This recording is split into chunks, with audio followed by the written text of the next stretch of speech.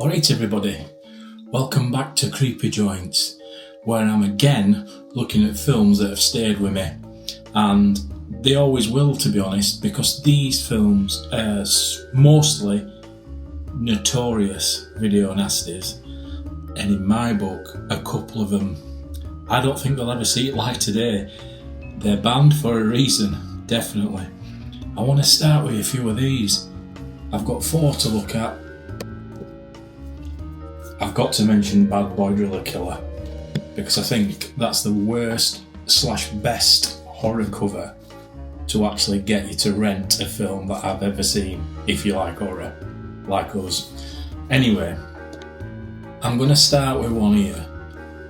Thanks for watching, and if you've not subscribed already, give us a subscribe if you like this sort of thing, and thanks everybody that's followed so far, I really appreciate it. I'm going to start with this. The Beast in Heat. I'm telling you, I watched this film, and it's one of the only films, one of the only few still, that I thought, after the first 5 minutes, I know why this is a video nasty. It's absolutely bonkers. The stuff in this film that I don't think I'll ever be released over here. I think this is a Scandinavian version that I've got, and it's the uncut edition on DVD. Now, this film has been known as other titles, I think SS Hellcamp, because it's a Nazi-exploitation film. Ooh. Some of you are getting introduced to that subgenre, having watched Monster Ed Gein's story, and they talk about Ilsa, and there's a whole host of them films as well. I might mention one day. But going back to this Beast in Heat, directed by Luigi Batzella, if that's how you pronounce it, and he went under a pseudonym when this was released, director Ivan Kathansky, I believe, if I remember rightly. Imagine a film that you think, I can't put my name to it. I've made that there, and it's that disturbing. I daren't put my actual real name to it. I think that's what must have happened. Who knows?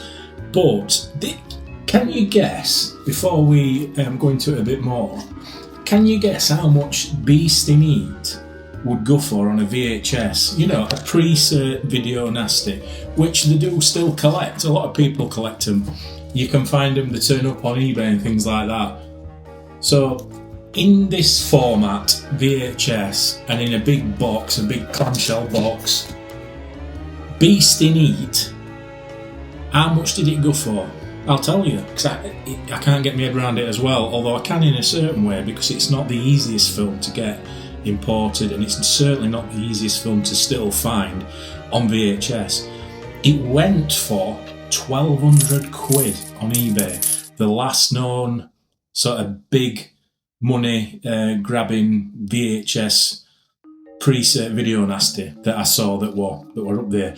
I think that's nearly a record for a VHS tape, and I think it featured in some magazine about like the top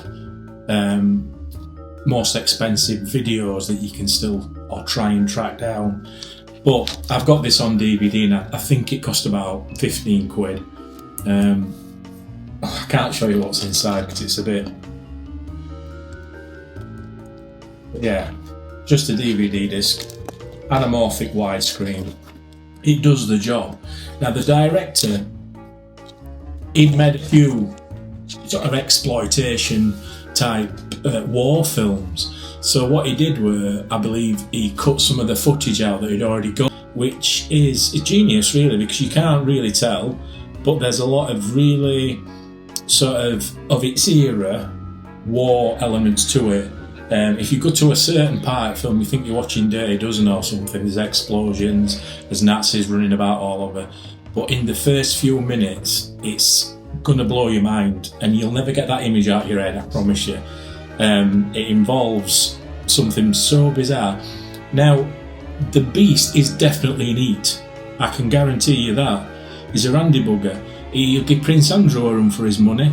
That poor sod who plays Beast in this, Salvatore Baccaro, he had a very rare sort of condition and of the way he looked, and they exploited that. I don't think there's much makeup on him.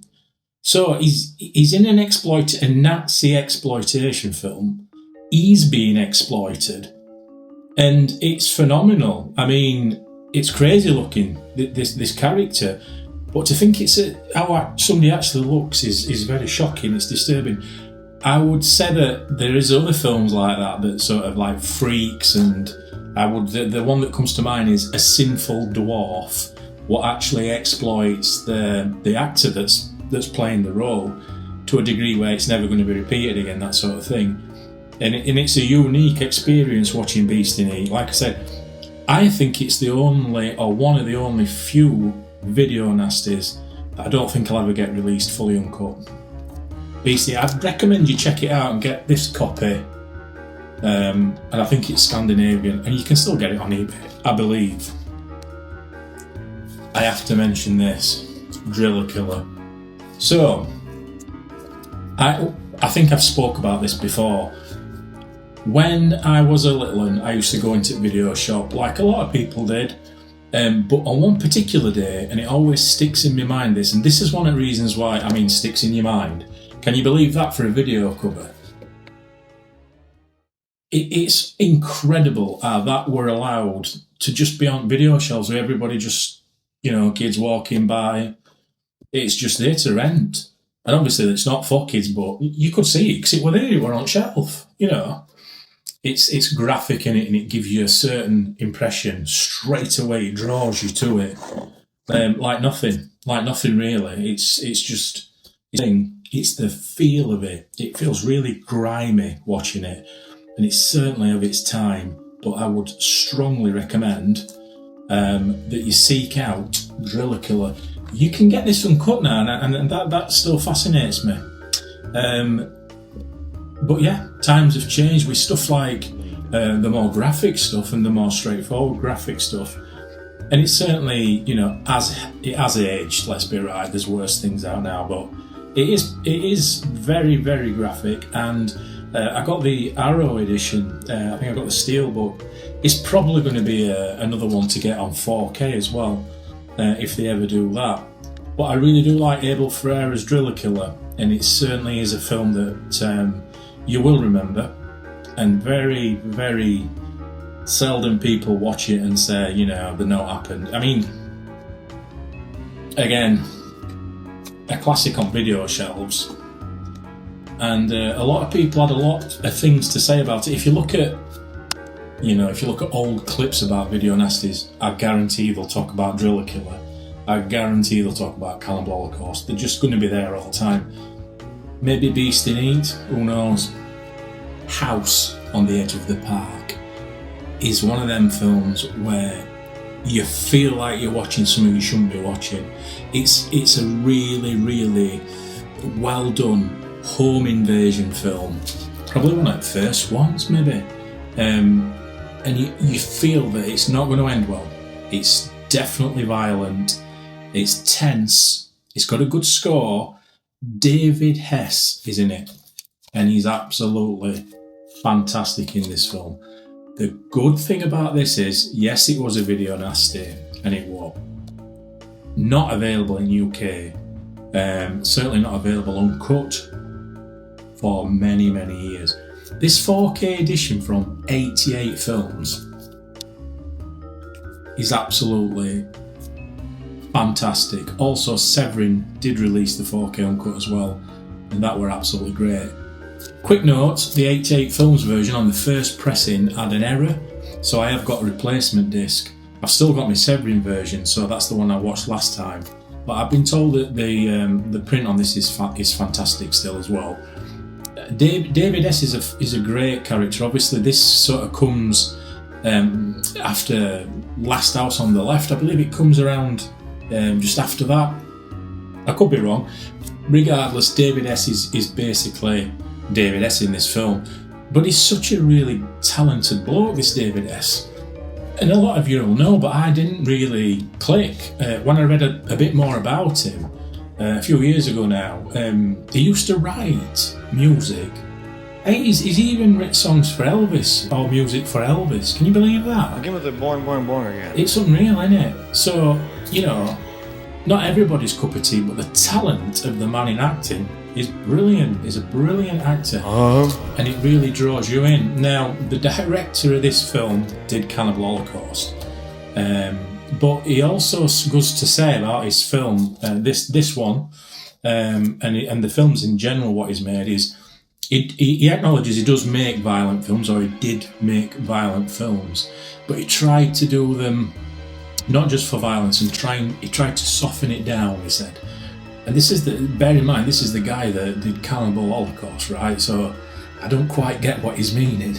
But he said when he made this film, it weren't softened down, and it was very extreme and difficult sort of to make. But after making it, he said it was too violent. He says he'd made it too violent, and I don't know if he distanced himself from it at that point with that statement, but yeah, he has some second thoughts about how violent it were, and it is, but it's a great film. It's a really good film. I recommend it.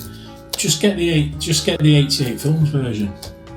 Brilliant. And I think you can get it on Blu-ray as well.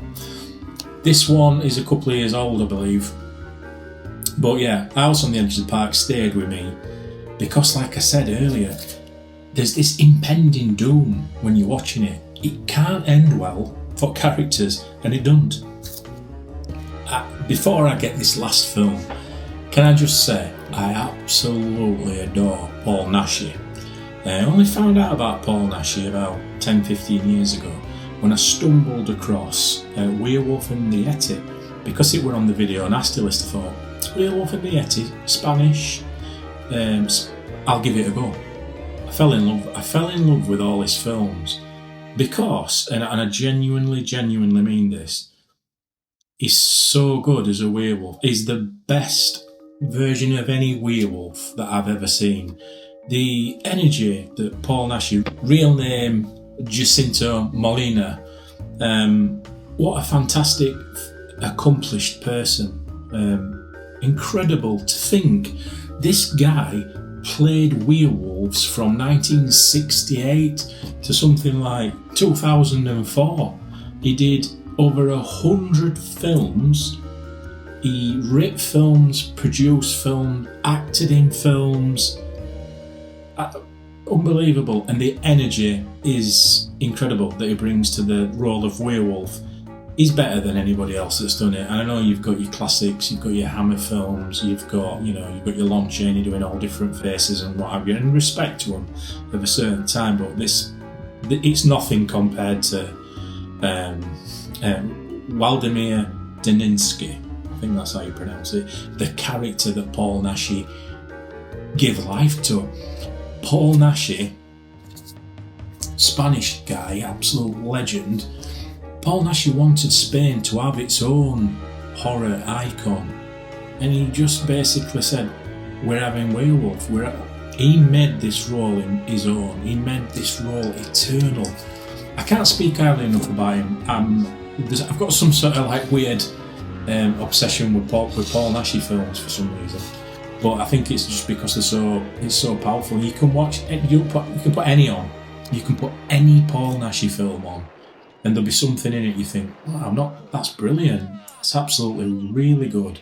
Or story's got a twist, or the scenery, it takes you way back to late 60s, 70s, and then again all the way through to 2004. His film's good, but Werewolf and the Yeti, this one, is a very strange film. It's on the video nasty list, and I'm not 100% sure why. I guess a lot of films got just took off its shelves and caught up with it. The title might be one to look at, and it just got interpreted as a nasty. I don't actually think it's true nasty, as in it's not drill killer, certainly not. It's a good film. It's a bit of a misdirection, if you like, with title. It's not like you've got a Freddy versus Jason. You've got a Werewolf and a Yeti that have a fighting film. everything else happens in film. There's loads of different sort of feeling and storyline to film. Trying to get his curse cured by, I think it's mysterious. I think the Tibetan monks that try and help cure Waldemir. But it's a good film. I love the snowy scenes again. It's great cinema, brilliant. I've got this as well on Paul Naschy's box set, because they did one in America on Blu-ray. Paul Naschy films 1 and 2. I think it's called the Paul Naschy Collection. Quite expensive, but worth the investment, because a lot of the films on their own go for silly money. So it's worth the investment in the box set. I don't think there's a bad film in box set 1 and box set 2. But Werewolf and the Yeti, for me, it stayed with me, because I mean the image of the Yeti and the werewolf fighting is enough. The fact that it's abandoned, I'm not really sure why, and the fact that it were hard for me to track down, and it's opened up so many memories now forever for Paul Naschy films that I absolutely love. Over 100 films, come on, a werewolf over 12 times. It's got everything, man. He what a guy. I can't fault him, me, Paul Naschy. What a guy. How many Paul Naschy films have you seen? Is there anybody out there that likes Paul Naschy as much as me? It's a strange obsession. How many of these Nasties have you seen? You must have heard of Driller Killer. A lot of people will have got this in the collection, because they're like, there's all likes collecting like Nasties, like we do, like I do. But yeah, what would you say is one of the Nasties that kind of stays in your head? Let me rephrase it. What Nasty do you think is still nasty? What Nasty do you think will never come out in the UK? I would say this, and a lot of other Nazi-exploitation films are going to be the last things we'll get in the UK, I think. So track them down in other various avenues, these Nasties on. Then it were hard. It were tough to get them. Obviously now there's internet, you can download stuff, you can stream stuff, you can go out and buy stuff. But yeah, that's kind of like how my passion started. Cheers everybody, thanks for watching.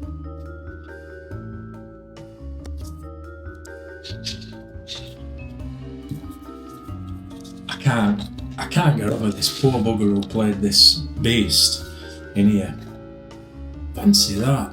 It's disformed. It's probably got learning difficulties and stuff like that, and they've made him beast. Poor bleeder.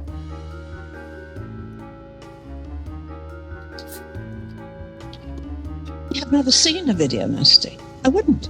I have far too much. How can you judge on a video nasty? Oh, You've never seen one.